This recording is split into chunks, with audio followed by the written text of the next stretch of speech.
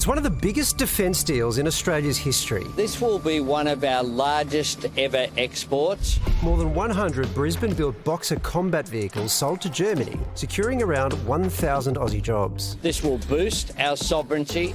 This will increase our defence capability and boost our economy. The next stop on the PM's Euro tour, Lithuania, for the annual NATO summit. I think it's good that our Prime Minister's attending their conference. They want us there to see what's going on. Up for discussion, NATO plans to open a liaison office in Japan. But not everyone is on board. Former PM Paul Keating blasting the head of the alliance, Jens Stoltenberg, as a, quote, supreme fool for trying to extend NATO's reach into Asia. Does NATO have a role in the Indo-Pacific, and should they open an office in Japan?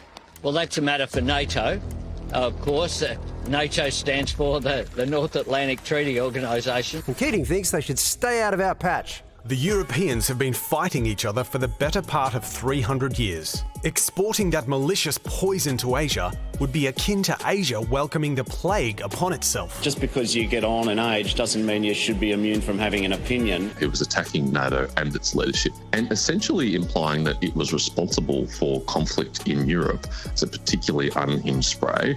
Australia isn't a member of NATO, but we do have permanent observer status. We're part of a collective with South Korea, Japan and New Zealand, known as the Indo-Pacific Four. We may be oceans apart, but our security is closely connected. But while Keating may not like it, if they realise we shouldn't be in NATO, they might kick us out of an international party we actually want to be in. Anyway, NATO. NATO's concerns are pretty much global. The war in Ukraine has demonstrated that what happens at one end of the Eurasian landmass can have knock-on consequences at the other end. What happens in Europe matters to the Indo-Pacific. And what happens here in Asia matters to NATO. But NATO's Asia expansion plan has left the alliance divided, and member France is fuming. France has its own Indo-Pacific strategy. It's also heavily invested economically in China. It doesn't want to upset the apple cart there in terms of how China will react if France signs on to a NATO presence, particularly with an office being offered in Japan. So with all eyes on Lithuania, the stakes are high. Australia, wake up, wake up! There are implications in terms of economics and security, stability and defence. It's enormous. So is Paul Keating right? Does NATO need to stay out of Asia? Well, it gives us an excuse to play Eurovision footage, then no. No, it's a really interesting thing to ponder because part of it is about reality versus perception, I think.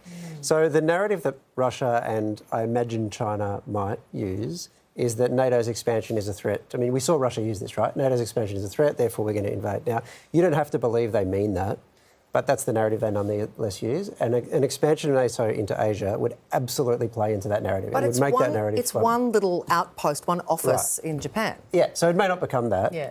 But I guess it depends on how much you think the ability to use that narrative matters, how much you think China is something that needs to be contained and that NATO would be the right way to do it. What I would hate to see is China see this as some kind of big incursion and do something preemptive. But maybe, I thought about this today, maybe what NATO's kind of figuring out is it's gone so badly for Russia in Ukraine that if you're going to get into Asia, this is the time to do it because what's China going to do? And the big question is, should Australia really be in Eurovision? That's a very big question. I agree. Yeah, that's a big question. I agree. Do you have an excellent? I don't Thank you, I Tony. just agree. Yeah, I like where Tony's coming from here. I'm going to side with Tony's opinion right there.